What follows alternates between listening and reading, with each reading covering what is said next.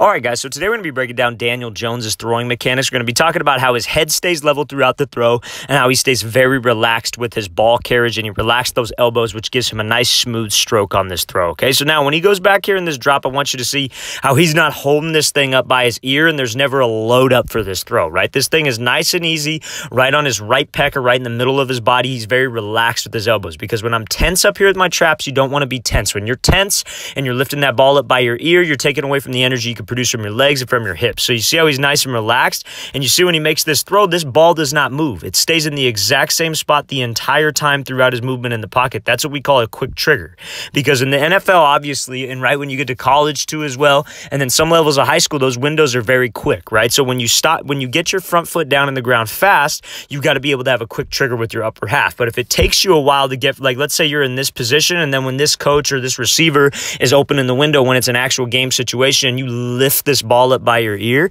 that's a fraction of a second that we can't waste, right? We got to be able to get this ball out of my hands right now. I got to be able to just push this ball back and get the ball out. So now, how he's such an accurate passer, right, is I want you to watch his head throughout this throw. His head does not move on this thing because he's got great drive from his hips. So you see how he's here, and his head stays in the exact same spot.